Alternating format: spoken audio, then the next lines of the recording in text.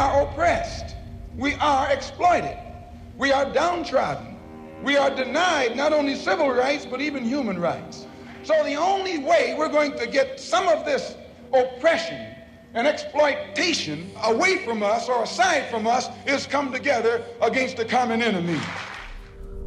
അമേരിക്കയിലെ കറുത്തവർഗക്കാരുടെ അവകാശ പോരാട്ടം ചരിത്രത്തിൽ മറക്കാൻ കഴിയാത്ത ഒരധ്യായമാണ്.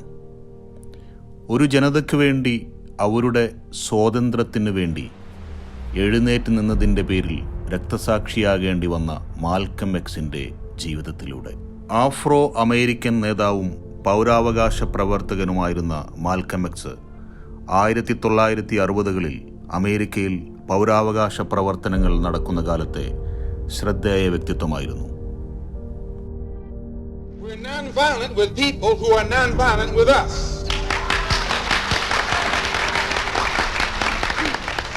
But we are not non-violent with anyone who is violent with us. കറുത്തവർഗക്കാരുടെ ദേശീയതയിൽ വിശ്വസിച്ചിരുന്ന നാഷൻ ഓഫ് ഇസ്ലാം എന്ന സംഘടനയുടെ പ്രവർത്തനത്തിലൂടെയാണ് മാൽക്കം എക്സ് അമേരിക്കയിൽ പ്രസിദ്ധനാവുന്നത്. നാഷൻ ഓഫ് ഇസ്ലാം വേദികളിൽ മാർട്ടിൻ ലൂതർ കിങ്ങിൻ്റെ അഹിംസാ സിദ്ധാന്തത്തിന് ബദലായി വെളുത്തവർഗക്കാരുടെ ആക്രമണങ്ങളെ ഏത് മാർഗത്തിലൂടെയും ചെറുക്കുക എന്ന ചിന്തയാണ് അദ്ദേഹം മുന്നോട്ട് വെച്ചത്. ഇസ്ലാമിനെ കറുത്തവർഗക്കാരുടെ മാത്രം മതമായി കണ്ട നാഷൻ ഓഫ് ഇസ്ലാം പരമ്പരാഗത മുസ്ലിം ജീവിതക്രമങ്ങളല്ല പുലർത്തിപ്പോന്നത്. അവസാന കാലത്ത് നാഷൻ ഓഫ് ഇസ്ലാം സംഘടനാ സ്ഥാപകൻ എലീജ മുഹമ്മദുമായുണ്ടായ പ്രശ്നങ്ങളാൽ മാൽക്കം എക്സ് സംഘടനയിൽ നിന്ന് പുറത്തു പോരുകയും തുടർന്ന് മക്കയിലേക്കുള്ള തീർത്ഥാടനത്തിൽ വച്ച് സാമ്പ്രദായിക ഇസ്ലാമിൻ്റെ ആശയങ്ങൾ സ്വീകരിക്കുകയും ചെയ്യുന്നു. 1964 അമേരിക്കയിലെ കറുത്തവർഗക്കാരുടെ പ്രശ്നങ്ങളെ അന്തർദേശീയവൽക്കരിക്കുക എന്ന ഉദ്ദേശത്തോടെ Malcolm X organisation of Afro American unity എന്ന പേരിൽ ഒരു മതേതര കൂട്ടായ്മ രൂപീകരിക്കുന്നുണ്ട്.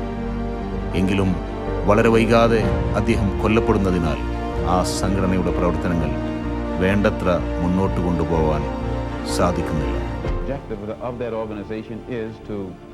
Bring about a condition that will guarantee respect and recognition of the 22 million black Americans as human beings. 1965 Malcolm X കൊല്ലപ്പെട്ടതിന് ശേഷം പുറത്തിറങ്ങിയ അലക്സ് ഹാലി കേട്ടെഴുതിയ മാൽക്കം എക്സിൻ്റെ ആത്മകഥയാണ് അദ്ദേഹത്തെ കറുത്തവർഗക്കാർക്കിടയിൽ ഒരു വീരനായകനാക്കിയത്. 1925 മെയ് 19 ഒമാഹയിലാണ് മാൽക്കം എക്സ് ജനിച്ചത്. മാൽക്കം ലിറ്റിൽ എന്നായിരുന്നു ആദ്യ കാലനാമം. അദ്ദേഹത്തിൻ്റെ പിതാവ് റവറൻഡ് എൽ ലിറ്റിൽ ബാപ്റ്റിസ്റ്റ് സുവിശേഷകനായിരുന്നു. ബ്ലാക്ക് നാഷണലിസ്റ്റ് നേതാവായിരുന്ന മാർക്സ് ഗാവിയുടെ UNIA അർപ്പണബോധമുള്ള സംഘാടകനും കൂടിയായിരുന്നു അദ്ദേഹം. മാതാവ് ലൂയിസ് ലിറ്റിൽ. അമേരിക്കയിലെ നീഗ്രോകൾക്ക് സ്വാതന്ത്ര്യവും സ്വാശ്രയത്വവും അന്തസ്സും നേടാനാവുകയില്ലെന്നും അതിനാൽ അമേരിക്ക വെള്ളക്കാരന് വിട്ടുകൊടുത്ത് നീഗ്രോകൾ തങ്ങളുടെ മൂലരാജ്യമായ ആഫ്രിക്കയിലേക്ക് പോകേണ്ടതുണ്ട് എന്നായിരുന്നു മാക്സ് ഗാർവി പ്രചരിപ്പിച്ചിരുന്നത്. മാൽക്കം ലിറ്റിലിന് 6 വയസ്സ് പ്രായമുള്ളപ്പോൾ പിതാവ് വെള്ളവംശീയവാദികളാൽ കൊല്ലപ്പെട്ടു. എന്നാൽ അധികാരികൾ ഇതിനെക്കുറിച്ച് പറയുന്നത് അദ്ദേഹം ഒരു ആക്സിഡൻറ്റിൽ മരിച്ചു എന്നായിരുന്നു. മാൽക്കം ലിറ്റിലിന് 13 വയസ്സുള്ളപ്പോൾ മാതാവിൻ്റെ മാനസിക നില തകരാറിലാവുകയും അവർ മാനസികാരോഗ്യ കേന്ദ്രത്തിൽ പ്രവേശിക്കപ്പെടുകയും ചെയ്തു. ഒരിക്കൽ തൻ്റെ മാതാവിനെ സന്ദർശിച്ച് അവർ തന്നെ തിരിച്ചറിയാത്ത അനുഭവം മാൽക്കം വേദനയോടെ വിവരിക്കുന്നു. അവരോട് സംസാരിക്കാനും അവരിലേക്കെത്താനും ഞാൻ ശ്രമിച്ചു. അപ്പോൾ അവരുടെ മനസ്സ് വേറെ എവിടെയോ ആയിരുന്നു. എൻ്റെ വികാരങ്ങൾ ഇവിടെ വിവരിക്കുവാൻ വയ്യ. എന്നെ ഈ പ്രപഞ്ചത്തിലേക്ക് കൊണ്ടുവന്ന സ്ത്രീ പോറ്റി വളർത്തുകയും ഉപേക്ഷിക്കുകയും ശാസിക്കുകയും സ്നേഹിക്കുകയും ചെയ്ത സ്ത്രീ എന്നെ തിരിച്ചറിയുന്നില്ല. തൂവലുകൾ കൊണ്ട് നിർമ്മിച്ച ഒരു മലഞ്ചെരുവിലൂടെ നടക്കുവാൻ ശ്രമിക്കുന്ന പോലെയായിരുന്നു ഈ അനുഭവം.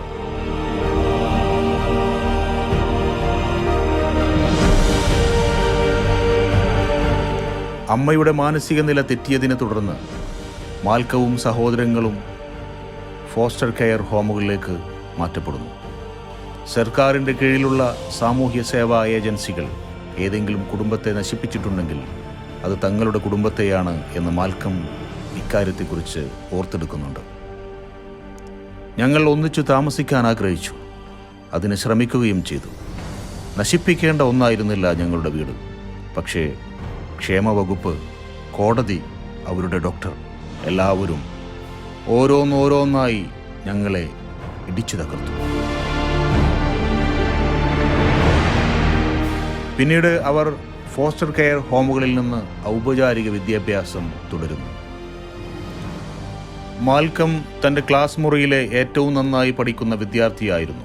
എന്നാൽ 8ാം ക്ലാസ്സിൽ വെച്ച് ഓരോരുത്തരുടെയും ഭാവി സ്വപ്നങ്ങൾ ചോദിച്ച അധ്യാപകൻ മാൽക്കമിനോട് ഒരു കറുത്ത വർഗ്ഗക്കാരൻ വക്കീലാവണം എന്ന സ്വപ്നം കാണുന്നത് യാഥാർത്ഥ്യബോധത്തിന് നിരക്കാത്തതാണെന്ന് പറയുന്നതോടുകൂടി മാൽക്കം ലിറ്റിലിന് പഠിക്കാനുള്ള താല്പര്യം നഷ്ടമാവുകയും പഠനം ഉപേക്ഷിച്ച് ഹാർലമിൽ കൂലിപ്പണിയെടുത്ത് കഴിഞ്ഞുകൂടുകയും ചെയ്യുന്നു.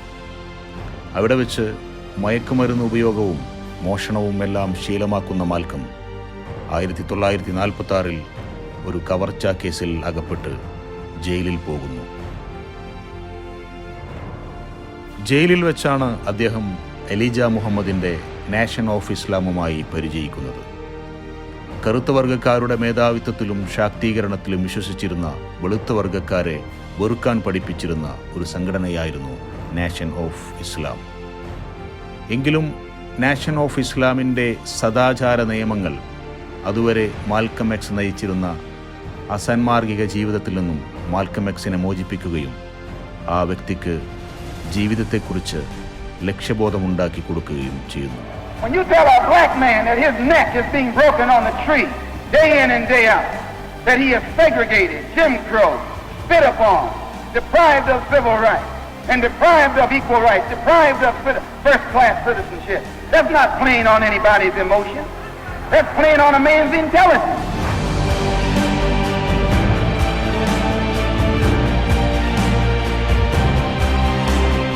ആഫ്രിക്കയിൽ നിന്നും കറുത്തവരുടെ പൂർവ്വപിതാക്കളെ അടിമകളാക്കി കൊണ്ടുവന്ന വെള്ളക്കാർ അവരുടെ പൂർവ്വനാമം നശിപ്പിക്കുകയും പകരം മറ്റു പേരുകൾ ചേർക്കുകയുമാണ് ഉണ്ടായത് എന്ന് നാഷൻ ഓഫ് ഇസ്ലാം വിശ്വസിച്ചു. ആയതിനാൽ മാൽക്കം തൻ്റെ പേരിൻ്റെ പിന്നിലുള്ള ലിറ്റിൽ എന്ന നാമം ഉപേക്ഷിക്കുകയും പകരം എക്സ് എന്ന് ചേർക്കുകയും ചെയ്തു.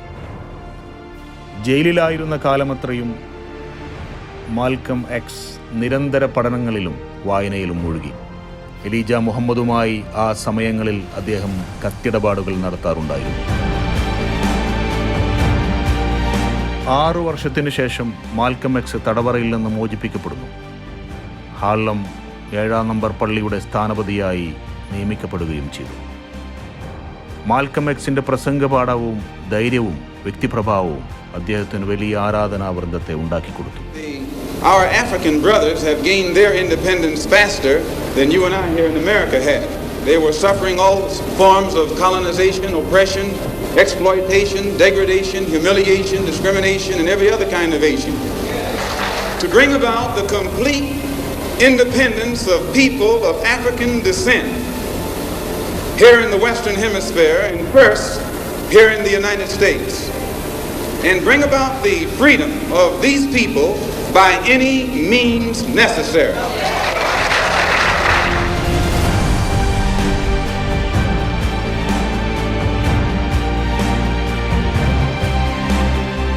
ൽ വെറും 400 അംഗങ്ങൾ മാത്രമുണ്ടായിരുന്ന നാഷൻ ഓഫ് ഇസ്ലാം 1960 40,000 അംഗങ്ങളുടെ സംഘടനയായി മാറിയതിൽ മാൽക്കം എക്സിനുള്ള പങ്ക് വളരെ വലുതാണ്. അക്കാലത്താണ് ബോക്സിംഗ് ഇതിഹാസം മുഹമ്മദ് അലി നാഷൻ ഓഫ് ഇസ്ലാമിന്റെ ഭാഗമായത്. That's the name given to me by my leading teacher, the Honorable Elijah Muhammad. That's my original name. That's a black man name. Cassius Clay was my slave name. I'm no longer a slave. What does it mean? Muhammad means worthy of all praises, and Ali means most high. Do you intend to fight under that name? Yes, sir. I want to be called by that name. I write autographs with that name. I want to be known all over the world as that name. Muhammad speaks എന്ന പേരിൽ nation of ഇസ്ലാമിനായി ഒരു പത്രമുണ്ടാക്കിയതും അതിന് പ്രചാരണം കൊടുത്തതും Malcolm X ആയിരുന്നു. അദ്ദേഹത്തിൻ്റെ കുശാഗ്രബുദ്ധിയും വാക്സാമർത്ഥ്യവും പരിഷ്കരണവാദവും അദ്ദേഹത്തെ American സമൂഹത്തിൻ്റെ പ്രബല വിമർശകനാക്കി മാറ്റി. They attacked the victim, and then the criminal who attacked the victim accuses the victim of attacking him. This is American justice. This is American democracy. And those of you who are familiar with it know that in America, democracy is hypocrisy. Now, if I'm wrong, put me in jail. But if you can't prove that a democracy is not hypocrisy, then don't put your hands on me. മുഖ്യധാരയിലുള്ള Martin Luther കിങ്ങിനെ പോലെയുള്ള ആളുകളുടെ പൗരാവകാശ പ്രവർത്തനങ്ങളെ അദ്ദേഹം നിശിതമായി വിമർശിക്കുന്നു. Martin Luther കിങ്ങിൻ്റെ അഹിംസ, നിസ്സഹകരണം തുടങ്ങിയ തന്ത്രങ്ങൾക്ക് പകരം മാൽക്കം എക്സ് ഏത് വിധേനയും പ്രതിരോധിക്കാൻ ആഹ്വാനം ചെയ്തു. കറുത്ത വർഗ്ഗക്കാരെ നീഗ്രോ എന്നോ കളേഡ് എന്നോ വിളിക്കുന്നതിന് പകരം ബ്ലാക്ക് എന്നോ ആഫ്രോ അമേരിക്കൻ എന്നോ വിളിക്കാൻ മാൽക്കം എക്സിൻ്റെ അധ്യാപനങ്ങൾ കാരണമായി. മാർട്ടിൻ ലൂതർ കിങ്ങിൻ്റെ പ്രസിദ്ധമായ ഐ ഹാവ് എ ഡ്രീം എന്ന പ്രസംഗത്തെക്കുറിച്ച് മാൽക്കം എക്സ് ഇങ്ങനെ വിമർശിക്കുന്നുണ്ട്: ആർക്കെതിരെയാണോ കലാപം ചെയ്യുന്നു എന്ന് പറയുന്നത് അവരോട് തന്നെ കൈകോർത്തുകൊണ്ട് അവരുടെ കൂടെ നൃത്തം ചെയ്തുകൊണ്ട് കലാപകാരികൾ അല്ലെങ്കിൽ വിപ്ലവകാരികൾ നമ്മൾ അതിജീവിക്കും എന്ന് പറയുന്നത് ആരെങ്കിലും കേട്ടിട്ടുണ്ടോ? If his approach would bring about what the black man in America needs to completely eliminate the problem that we have, I would say well and good.